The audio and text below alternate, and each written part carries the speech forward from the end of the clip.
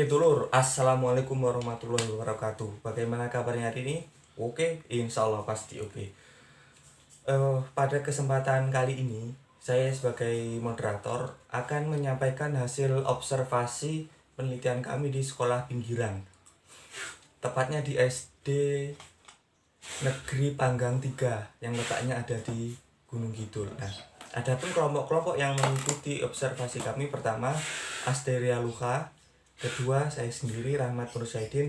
Dan yang ketiga, saudari Yatini. Nah, dari hasil observasi yang kami dapatkan di lapangan, kami mendapatkan pertama tentang profil sekolah, kepala sekolah, terus kemudian pengawas yang ada di SD Panggang 3. Kemudian ada lagi guru, waka kurikulum, tata usaha, terus tata pustakawan, informasi penting, dan hasil refleksi kegiatan apa yang didapatkan di sana. Nah, selanjutnya untuk profil sekolah, kepala sekolah, dan pengawas sekolah akan disampaikan oleh saudara Rahmat Nur Zaidin. Oke, kembali lagi bersama saya Rahmat Nur Zaidin. Nah, dari hasil observasi yang kami lakukan di lapangan, kami mendapatkan isi tentang sekolah, kepala sekolah, dan pengawasan. Nah, untuk lebih jelasnya, profil sekolah ini ya, SD Negeri Panggang 3 yang terletak di Pundak Giriwungu, Panggang, Gunung Kidul. Jumlah rombongan belajar ada 6 yang terdiri dari 25 siswa laki-laki dan 19 orang perempuan serta 12 guru dan karyawan. Nah, untuk mengakses sekolah di sana bisa didapatkan di sini ya, HTTP ini. Nah, siapsekolah.com bisa didapatkan di sana. Nah, adapun visi misi SD Negeri Panggang 3 pertama, lulusan yang berprestasi berdasarkan iman dan takwa, berbudaya dan berwawasan futuristik. Jadi walaupun sekolah ini terletak di daerah pinggiran, tetapi diharapkan siswa-siswanya mempunyai pemikiran yang futuristik yang berarah ke masa depan. Nah, kemudian misinya menghasilkan lulusan yang berprestasi berbasis TI, teknologi informasi. Jadi sekolah yang ada di pinggiran bukan berarti tidak memperhatikan teknologi. Justru sekolah pinggiran di SD Panggang 3 ini sangat memperhatikan tentang teknologi informasi. Nah, kemudian program sekolah. Program sekolah ini terdiri dari beberapa program. Pertama ada deklarasi bersama, kedua panca tertib, selanjutnya pelayanan prima, dan selanjutnya ada 7K. Nah, untuk deklarasi bersama dimaksudkan adalah merupakan pernyataan tertulis yang dilakukan oleh kepala sekolah dan guru-guru serta karyawan yang kemudian ditandatangani bersama untuk menjadi semacam dasar menjamin mutu sekolah. Nah, ini semacam kesepakatan bersama lah bagaimana cara mengembangkan sekolah dan mengembangkan sekolah. Nah, adapun deklarasi bersama itu meliputi meningkatkan keimanan, mewujudkan sekolah yang aman, bersih, sehat, rajin, hijau, menghargai hak-hak anak, menciptakan sekolah yang bebas dari vandalisme dan yang lain-lain. Nah, kemudian selanjutnya panca tertib. Nah, panca tertib di sini merupakan 5 hal yang menjadi dasar ketertiban yang ada di SD Negeri Panggang 3. Nah, adapun panca tertib itu terdiri dari tertib administrasi, tertib penyelenggaraan, tertib anggaran, tertib aturan, dan yang terakhir tertib akan laporan. Nah, selanjutnya ada layanan prima. Apa itu layanan prima? Nah, layanan prima merupakan komitmen para guru ketika mengajar di kelas yang terdiri dari pertama jam mengajar yang tepat waktu. Mungkin sekiranya banyak guru yang telat karena urusan keluarga, jadi di sana sudah diatur ada yang namanya layanan prima. Istirahat 2 kali 15 menit, berdoa dan membaca kitab suci setiap hari untuk mengawali pelajaran.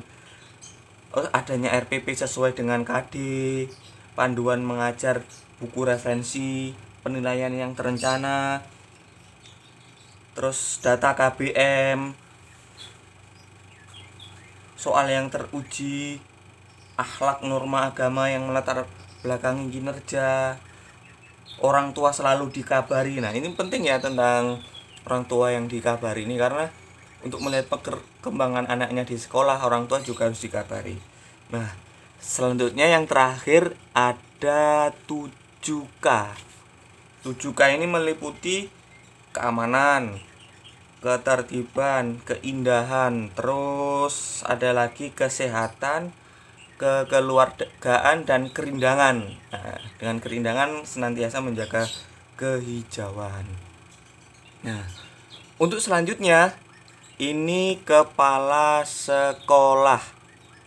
Nah, kepala sekolah sendiri, nah ini ya profilnya ya. Rusidi Seno Sumandar.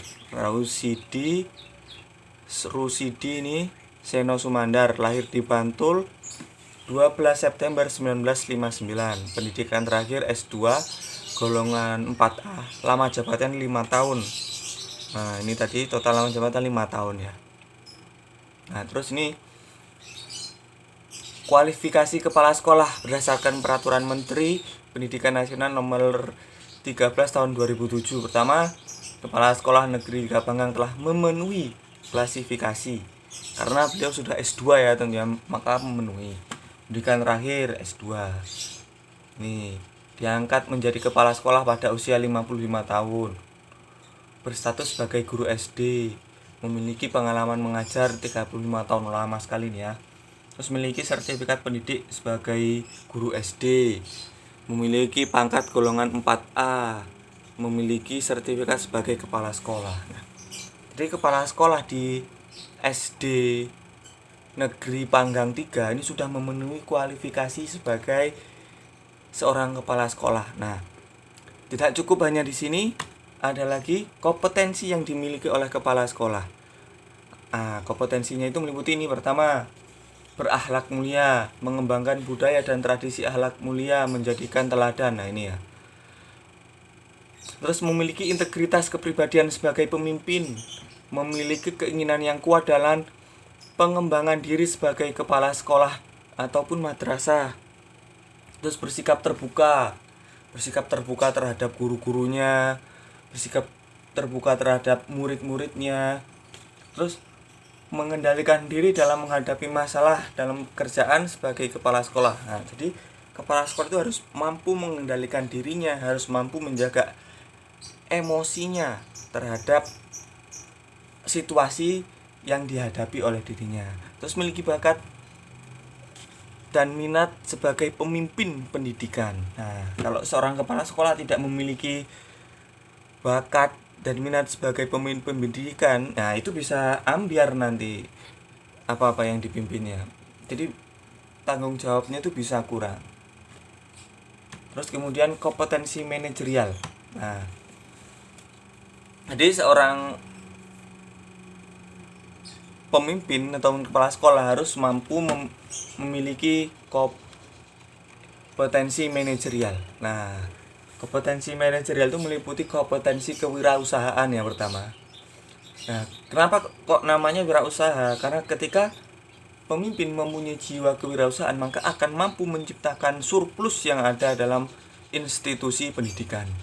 Pertama, hal ini dalam kompetensi kewirausahaan meliputi menciptakan inovasi. Jadi, seorang pemimpin itu harus mampu menciptakan inovasi dalam pendidikan. Yang tadinya sekolahnya biasa-biasa saja menjadi luar biasa. Kemudian mampu untuk bekerja keras. Nah, seorang pemimpin sini harus mampu mendorong guru-guru dan siswanya untuk bekerja keras.